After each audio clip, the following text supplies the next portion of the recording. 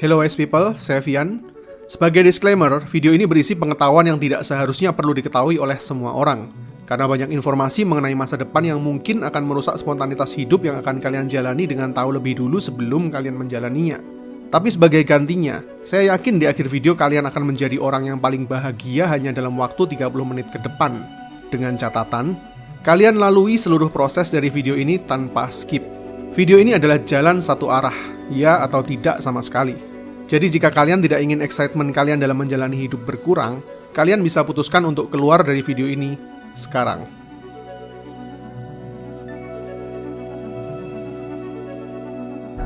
Oke, ini artinya kalian sudah setuju. Utopia, sebuah kehidupan sempurna yang didambakan oleh setiap manusia.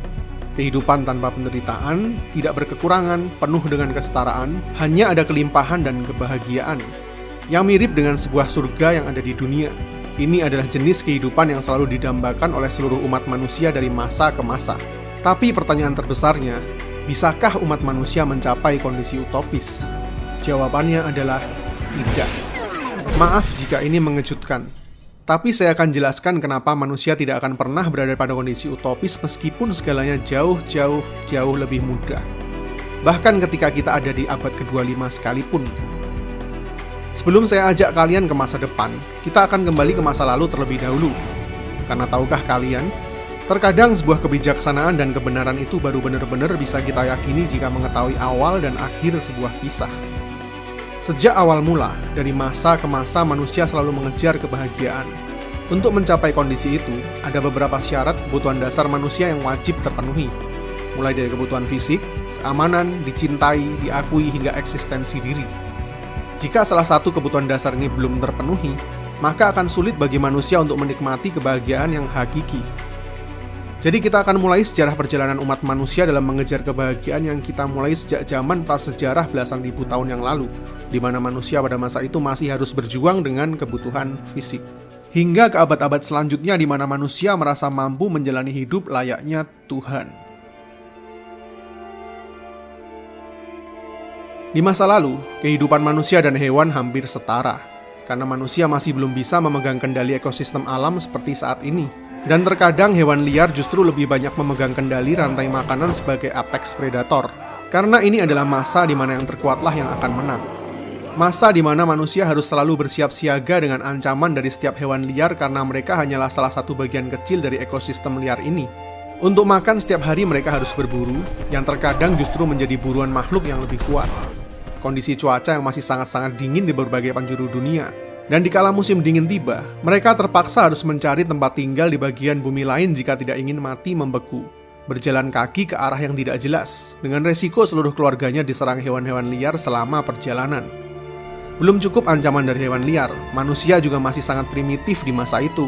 Saling membunuh satu sama lain hanya demi memiliki sesuatu yang mereka inginkan, entah makanan, baju, atau bahkan anak istri. Jika seorang manusia terluka hanya karena tergores atau tertusuk benda tajam, maka kemungkinan matinya sangat-sangat besar, karena tidak ada sistem pengobatan yang baik. Begitu juga dengan wanita yang melahirkan. Kematian datang silih berganti menjadi hal yang wajar di masa itu. Tidak berbeda dibanding hewan-hewan dan tumbuhan yang mati setiap harinya. Setiap insan harus bertanggung jawab sendiri pada nyawanya masing-masing. Bagi mereka, dapat hidup dan makan sehari lagi untuk esok hari saja sudah cukup baik. Proses seleksi alam terjadi setiap saat, sehingga kematian bisa mendatangi mereka kapanpun dan dimanapun. Itulah yang dihadapi oleh nenek moyang kita dulu, yang hanya berjuang untuk bertahan hidup, supaya tidak mati kelaparan dan mencari tempat aman untuk berlindung dari seleksi alam yang masih liar. Tapi manusia adalah makhluk cerdas yang selalu mampu beradaptasi. Dengan beratnya kehidupan mereka di alam liar, manusia mulai berpikir untuk tidak hanya bertahan hidup. Akhirnya seiring perubahan iklim yang semakin hangat di bumi, bertambahnya populasi dan faktor kesamaan nasib, mereka mulai bersatu dalam sebuah komunitas supaya lebih kuat mempertahankan spesiesnya di tengah alam liar. Di masa ini manusia harus bercocok tanam dan beternak jika ingin makan. Setidaknya dengan kemajuan peradaban yang mereka miliki, akhirnya mereka tidak lagi harus berhadapan dengan hewan liar setiap harinya hanya untuk makan. Tidak lagi harus berpindah tempat hanya demi menghindari udara dingin dan migrasi hewan buruan. Setidaknya di masa ini, kebutuhan dasar fisik manusia saat itu sudah semakin membaik. Mulai dari makanan, tempat berteduh, dan pakaian yang layak. Tapi masalah baru muncul akibat semakin banyaknya populasi umat manusia. Semakin banyak pemukiman dan kebudayaan yang berbeda-beda pula, kini manusia dihadapkan pada masalah baru perebutan wilayah dan kekuasaan. Sebuah pemukiman bisa diserang dan dihabisi oleh manusia lain dari desa tetangga kapanpun tanpa peringatan. Pembunuhan, perkosaan, dan jual beli manusia menjadi pemandangan yang sering terjadi di masa ini karena belum banyak hukum yang mengatur bagi setiap wilayahnya. Akhirnya transformasi kembali terjadi, mulai dari komunitas, desa, kota, hingga semakin kuat menjadi kekaisaran. Akhirnya hukum dan strata sosial mulai dibuat untuk mengatur kehidupan ratusan ribu orang, dan kepercayaan terhadap para dewa mulai dijadikan alat untuk membuat lebih banyak manusia tunduk pada aturan di masa itu, khususnya para raja yang dianggap mewakili Tuhan dan sangat ditakuti. Jangan harap ada kebebasan berpendapat di sini jika tidak ingin berakhir di kayu salib. Tapi berkat adanya hukum dan kekuatan militer dari sebuah kekaisaran, selama tunduk dan taat setidaknya keamanan seluruh keluarga akan lebih terjamin. Tapi karena semakin besarnya kekuasaan antar kerajaan satu dengan lainnya, kini timbul masalah baru bagi umat manusia, yaitu perang.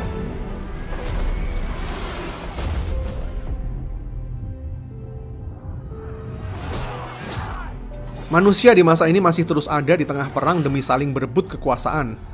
Di masa lalu, manusia harus sibuk bertahan hidup dengan hewan buas di alam liar. Setelah mereka bersatu mempertahankan spesiesnya, kini ketika mereka lebih punya kuasa atas alam liar, musuh selanjutnya justru sesama spesiesnya sendiri. Sepertinya berada di zona nyaman memang gak pernah cocok bagi umat manusia.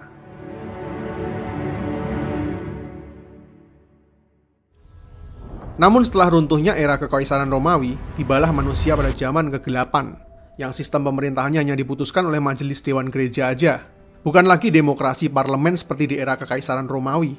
Sehingga para manusia di era itu krisis dengan kebebasan berpikir, berpolitik, dan bersosialisasi karena peran dan doktrin agama yang terlalu ketat dan membuat peradaban sulit untuk maju, dan menganggap bahwa hal-hal yang bersifat duniawi nggak ada gunanya. Kebijakan pemerintahan di zaman kegelapan yang kuno ini membawa umat manusia di masa itu harus berhadapan dengan pandemi paling parah di sepanjang sejarah dunia. Karena terdegradasinya sekularitas dan perkembangan teknologi yang mutakhir, membuat bakteri yang dibawa oleh tikus menghabisi lebih dari 100 juta nyawa di masa itu hanya selama 7 tahun saja. Coba bayangin, dari jumlah penduduk dunia yang saat itu masih 475 juta saja, harus menelan korban jiwa lebih dari 100 juta jiwa, hanya karena belum ditemukannya vaksin. Inilah pandemi paling parah sepanjang sejarah, Black Death.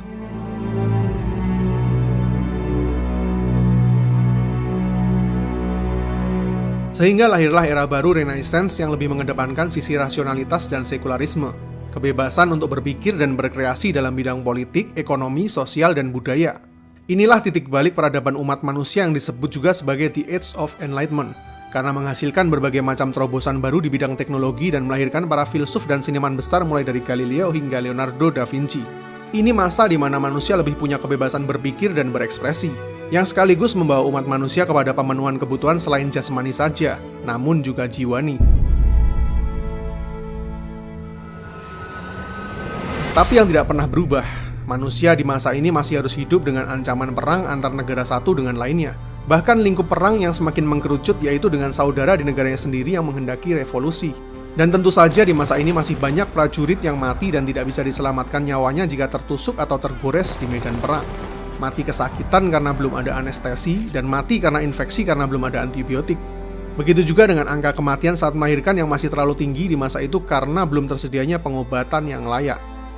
Seiring dengan perkembangan teknologi dan ditemukannya vaksin, antibiotik, dan anestesi, ada ratusan juta manusia terselamatkan hidupnya. Sehingga sejak pada masa itu berkat kemajuan teknologi di bidang kesehatan, angka kematian umat manusia di masa ini semakin kecil, dan angka kelahiran yang semakin meledak sehingga disebut sebagai generasi baby boomer. Dengan semakin bertambahnya populasi manusia di bumi, kini manusia punya masalah baru untuk memenuhi kebutuhan hidup miliaran nyawa, karena membutuhkan teknologi yang lebih cepat, lebih masif, dan lebih efisien lagi. Sehingga lahirlah penemuan yang kembali merevolusi sejarah peradaban umat manusia, yaitu mesin uap. Penemuan mesin uap ini sekaligus menjadi awal mula terjadinya revolusi industri besar-besaran di seluruh dunia. Efisiensi terjadi luar biasa cepat menyebar ke seluruh dunia. Sistem politik dan pemerintahan yang semakin maju, dan lebih meningkatkan taraf hidup manusia di masa itu, meskipun akhirnya melahirkan sistem ekonomi kapitalis modern. Untuk pertama kalinya dalam sejarah peradaban terjadi ketimpangan sosial yang sangat-sangat besar antara kaum pengusaha dan para buruh. Kota yang sangat penuh dengan manusia yang sebagian besar adalah kaum buruh bergaji kecil, tanpa tunjangan kesehatan yang layak dan kurangnya sanitasi menghiasi setiap penjuru kota di masa itu. Tenaga kerja buruh diperkerjakan dan diperas habis oleh kaum kapitalis dengan kesenjangan yang sangat parah. Inilah era di mana manusia menjadi korban dari society, di mana manusia hidup hanya untuk bekerja dan bertahan hidup hanya demi mengikuti sebuah sistem baru peradaban, hingga lupa dengan hal-hal esensial mengenai kebahagiaan dan tujuan hidup, karena sudah terlanjur masuk di dalam lingkaran baru kapitalisme. Mau nggak mau, setuju nggak setuju, yang nggak mengikuti sistem ini ya nggak bisa hidup. Sampai sini ada ironi baru kan? Kehidupan manusia sebenarnya udah semakin layak jika dibandingin dengan peradaban-peradaban sebelumnya. Tapi karena gaya hidup baru yang semakin nyaman membuat manusia memiliki lebih banyak keinginan dalam hidupnya, yang justru semakin menjauh dari esensi kebahagiaan yang mereka cari. Yang membuktikan bahwa manusia tidak pernah merasa puas mengejar kebahagiaan dari masa ke masa sebaik apapun kondisi hidupnya.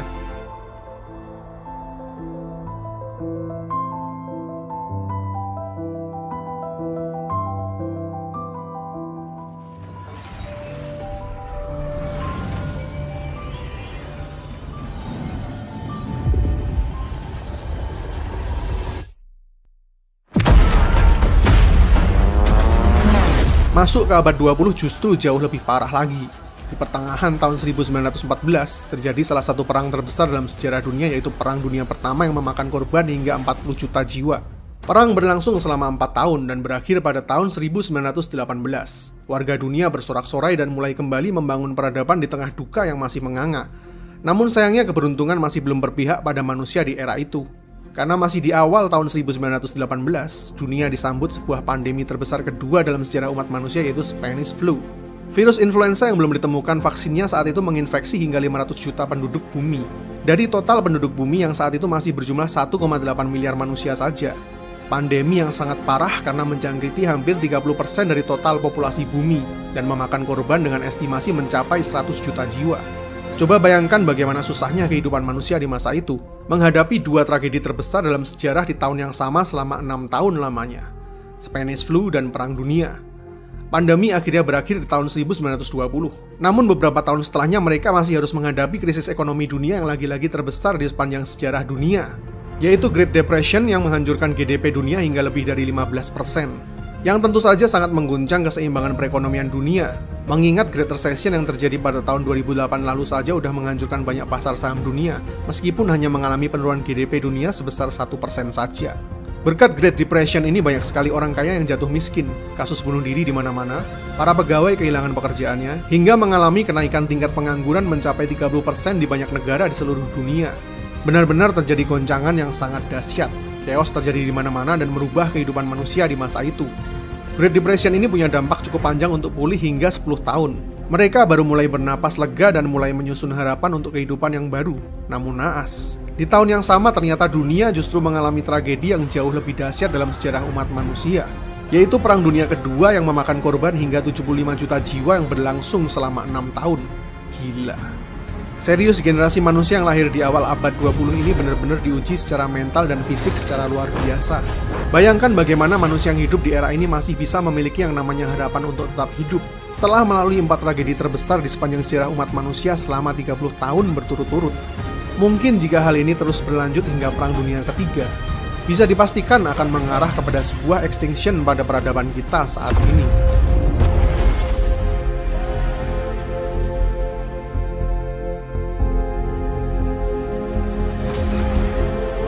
Namun selalu ada hikmah di balik setiap peristiwa. Karena kegilaan ini juga, para manusia di dunia mulai tersadar betapa perang dan wabah sudah meluluhlantahkan peradaban manusia jika mereka tidak bisa bersatu. Ternyata saling menghancurkan bukanlah cara yang benar di sistem dunia yang sudah saling terikat satu sama lain ini.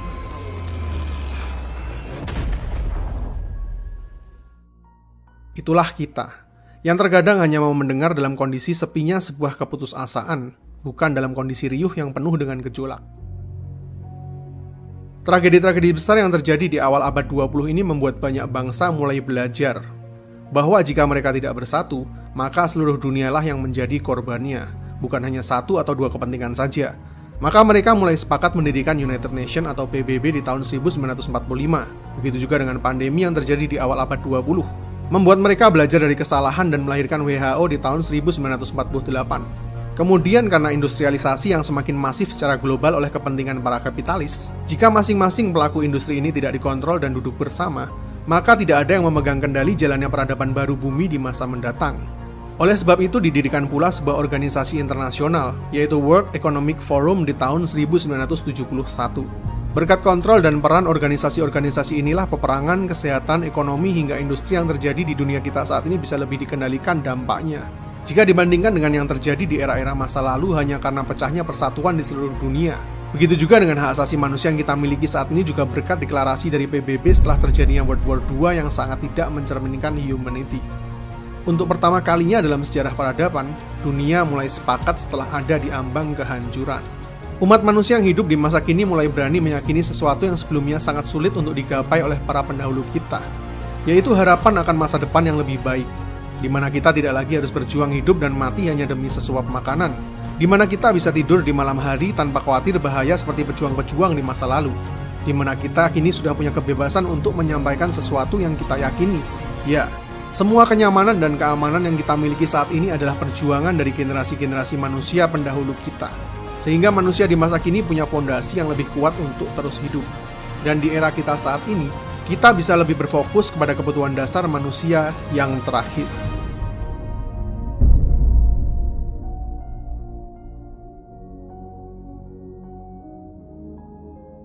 Tapi, meskipun saat ini seluruh kebutuhan dasar manusia sudah punya fondasi yang jauh lebih kuat, kenyataannya saat ini kita masih sangat jauh dari kondisi kehidupan utopia, bukan? Masih belum ada kesetaraan di dunia ini, masih banyak kelaparan di dunia ini, kesehatan, pendidikan, dan ekonomi yang masih sangat timpang. Angka kematian tinggi karena masih banyak penyakit yang belum ada obatnya. Kebebasan berpendapat masih tidak adil bagi kaum minoritas. Masih banyak terjadi perang di berbagai sudut dunia. Sistem kapitalis korup warisan era industrialisasi yang masih belum berpihak pada rakyat kecil. Dan isu paling berbahaya bagi kelangsungan peradaban manusia selanjutnya, yaitu global warming. Yang artinya pengejaran kebahagiaan utopis dari umat manusia masih belum berakhir di era kita sekarang. Karena manusia dari masa ke masa selalu mendambakan kehidupan utopis yang ideal, di mana tidak ada lagi kelaparan, penderitaan, ketidakpastian, ketidakefisienan, bahkan mungkin ketidakabadian. Maka dari itu manusia masih harus berkembang lagi untuk mencapai itu semua dengan bantuan teknologi. Jadi kita akan lanjutkan perjalanan ini menuju ke masa depan. Kita akan mulai dari bagaimana World Economic Forum sudah membuat skenario besar untuk mereset peradaban dunia ini berkat momentum pandemi melalui The Great Reset, yang diadakan pada bulan Juni 2020 lalu. Ini adalah organisasi non-pemerintahan yang sama dengan yang pernah menggagas konsep revolusi industri 4 lalu, yang berisi banyak sekali orang-orang dan perusahaan paling berpengaruh yang menjalankan perekonomian dunia, atau lebih sederhananya, para kapitalis kelas dunia yang menjalankan roda peradaban dari dunia ini. Meskipun di video ini saya tidak akan terlalu melenceng untuk membahas mengenai konspirasi yang ada di baliknya.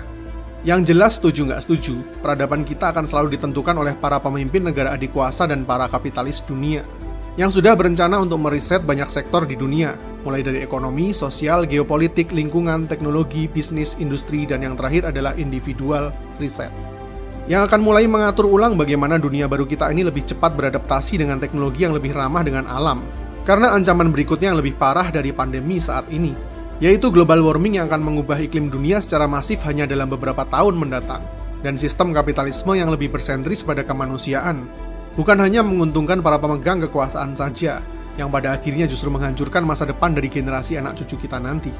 Masa depan pangan dunia yang lebih efisien melalui bioteknologi, di mana dapat mengantisipasi gagal panen karena kondisi iklim yang semakin tidak bersahabat. Sistem perekonomian yang lebih terbuka dan transparan melalui teknologi blockchain, yang mungkin akan mengurangi sistem korup karena keterbukaannya. Dengan lebih terbukanya sistem pemerintahan baru yang lebih transparan, akan memberikan harapan baru mengenai kesetaraan dan keadilan bagi setiap rakyat yang membutuhkan. Peraturan baru di dunia digital di mana setiap manusia yang masuk era revolusi industri 4 memerlukan sebuah digital ID sehingga siapapun yang bermanuver di dunia maya tidak lagi anonim, sehingga akan jauh mengurangi tingkat kriminalitas. Dengan digital ID ini pula diharapkan penyaluran kebutuhan bagi setiap rakyat akan jauh lebih terkonsentrat, dan tidak lagi salah sasaran. Khususnya dengan sistem digital ekonomi baru juga yang mana selanjutnya akan dapat digunakan untuk hidup di seluruh dunia.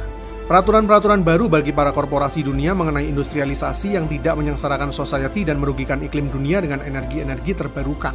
Begitu juga dengan pemerataan pendidikan bagi warga dunia melalui teknologi informasi di era 5G yang semakin cepat dan masif. Situasi pandemi saat ini akan dimanfaatkan sebagai titik balik untuk mereset ulang kebobrokan dari sistem pemerintah dan kapitalisme yang sudah merusak dunia kita selama ratusan tahun terakhir, demi menyongsong era peradaban baru yang lebih humanis dan berpihak pada alam, yang harapannya mulai akan kita rasakan dampaknya pada tahun 2050 mendatang, jika memang umat manusia sepakat untuk duduk bersama demi satu tujuan yang sama. Karena perpecahan, adu kekuatan, dan kekuasaan selalu menjadi tabiat manusia sejak zaman dulu, ketika kondisi mereka dalam keadaan baik. Sehingga manusia terlena selama ratusan tahun terakhir ini hanya peduli memuaskan kepentingan dan egonya masing-masing. Pura-pura tidak mendengar bahwa bumi ini terus menangis yang sebentar lagi hampir murka.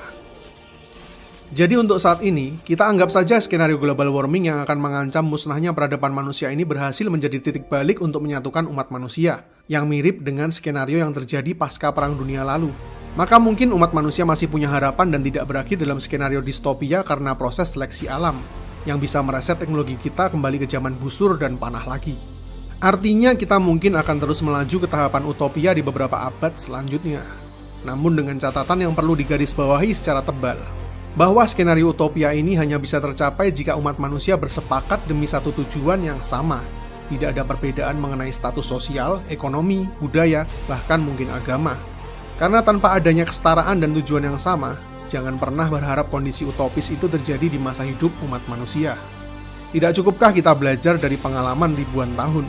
Setelah itu, yang mungkin lebih ironis, sistem pemerintahannya tidak lagi harus dijalankan oleh kepentingan manusia lagi, melainkan dipercayakan kendalinya kepada sebuah sistem komputasi AI yang disepakati bersama, demi mengatur jalannya sistem peradaban baru yang diprogram berdasarkan asas humanisme, yang berpegang pada prinsip-prinsip yang ada pada alam semesta ini, yang terbukti telah teruji dan berjalan harmonis dengan baik bahkan selama jutaan tahun terakhir, yang mempertegas pesan bahwa tanpa adanya manusia, bumi ini akan tetap baik-baik saja.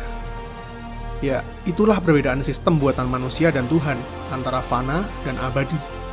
Karena sejarah panjang umat manusia terbukti tidak pernah berhasil mengelola dunia ini sejak manusia memegang peradaban dunia, dan selalu berakhir pada kehancuran satu sama lain meskipun kita sudah menjalani berbagai jenis sistem, mulai dari kekaisaran, sosialis, liberal, bahkan demokrasi.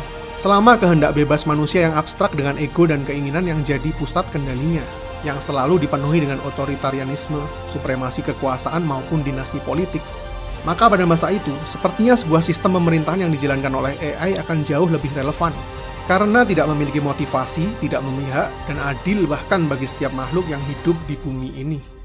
Namun di masa seluruh umat manusia ini sepakat untuk bersatu, akan menandai sebuah era baru yang sangat mengerikan.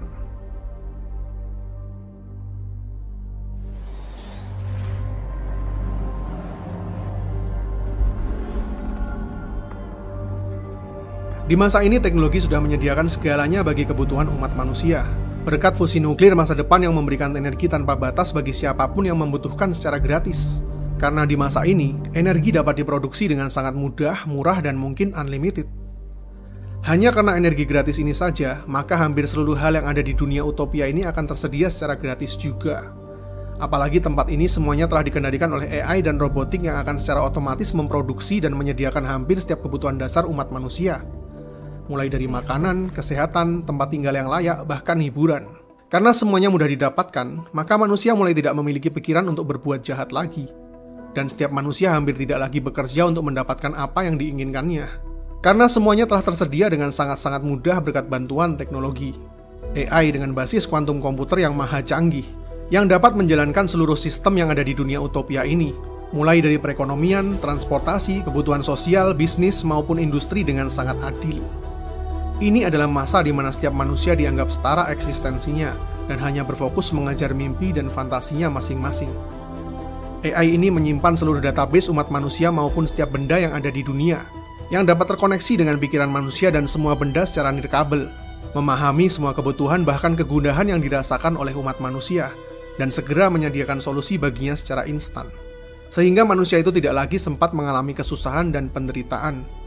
Pengobatan yang sudah sangat maju berkat nanoteknologi, sehingga sel kanker tidak lagi menjadi ancaman. Bahkan sebelum manusia lahir dengan genetika yang berpotensi dengan kanker pun bisa dimodifikasi seperti baru lagi, berkat bantuan teknologi CRISPR yang jauh lebih advance di masa depan. Begitu juga dengan modifikasi genetika fisik mulai dari kelamin, wajah, warna rambut, dan postur tubuh. Sehingga manusia bisa memiliki kondisi fisik sesuai dengan yang mereka inginkan sendiri. Nggak perlu lagi iri dan dengki kepada manusia lainnya hanya demi mendapatkan eksistensi diri yang layak di mata masyarakat. Karena kini semuanya setara. Teknologi regenerasi sel super canggih yang memungkinkan kita hidup dalam kondisi tetap muda, yang akan membuat hidup dan mati hanya menjadi sebuah opsi. Tidak ada lagi kematian karena penyakit dan melahirkan, karena di masa ini memungkinkan untuk melahirkan bayi di luar rahim ibunya. Dan semua nutrisi telah disediakan oleh teknologi mulai dari embrio hingga menjadi manusia yang utuh. Yang tentunya secara genetika sudah dimodifikasi secara sempurna sehingga tidak ada lagi cacat lahir maupun fisik. Dalam dunia utopia ini, para manusia hanya sibuk mengejar mimpi dan imajinasi yang belum pernah mereka rasakan.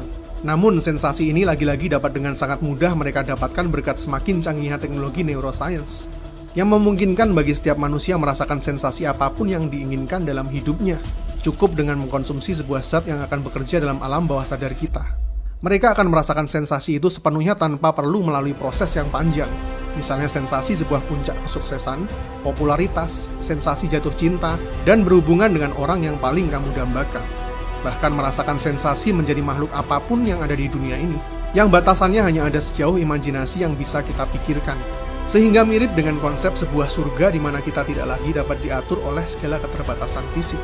Bahkan dengan kemajuan kuantum fisika di masa itu, manusia mungkin akan mampu memecah dan memanipulasi blueprint dari sebuah atom, sehingga mereka menjadi mampu menciptakan berbagai materi baru di semesta ini, yang akan membuat manusia tidak lagi terpenjara dalam hukum-hukum fisik, yang memampukan mereka membuat hukum-hukum baru versi mereka sendiri, hingga akhirnya sanggup menulis ulang takdir baru kehidupan, mulai dari alfa hingga omega.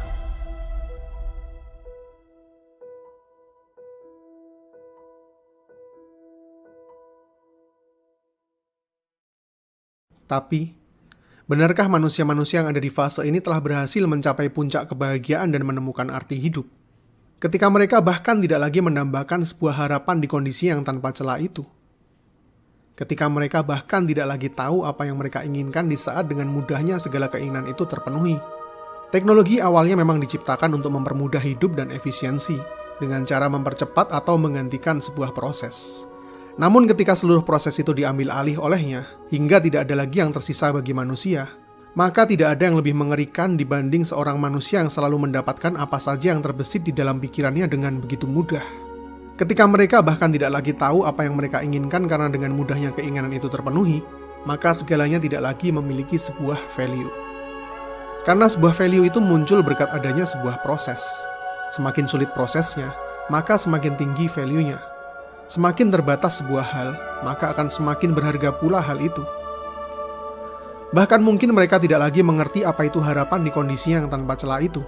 Karena bagaimana mungkin seseorang memiliki harapan jika segalanya ada dalam kendalinya. Semuanya terukur, teratur, tidak ada spontanitas, tidak lagi ada kejutan, dan tidak ada sebuah rasa takut. Dan ketika sebuah harapan dan keinginan itu tidak lagi ada, maka yang tersisa hanyalah sebuah kekosongan. Yang justru lebih mengerikan dibanding menjalani sebuah proses panjang yang menyakitkan namun tetap memiliki sebuah harapan. Karena pada dasarnya itulah yang membuat manusia tetap merasa hidup. Sebuah harapan dan keinginan yang sulit kita kejarlah yang memberikan kita tujuan hidup. Yang mungkin pada akhirnya akan membuat mereka iri dengan kehidupan manusia-manusia di masa lalu yang penuh dengan emosi dan harapan. Meskipun mereka sudah mencapai tahap sempurna.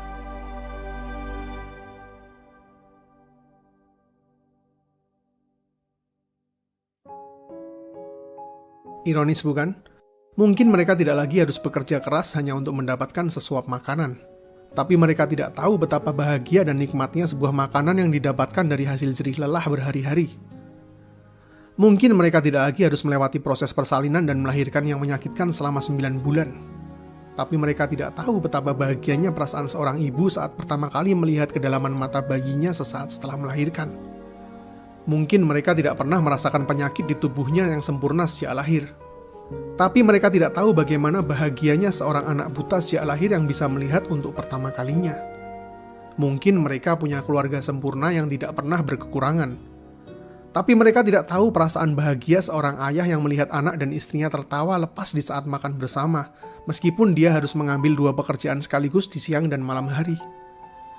Mungkin mereka bisa hidup dalam masa muda selama yang mereka inginkan.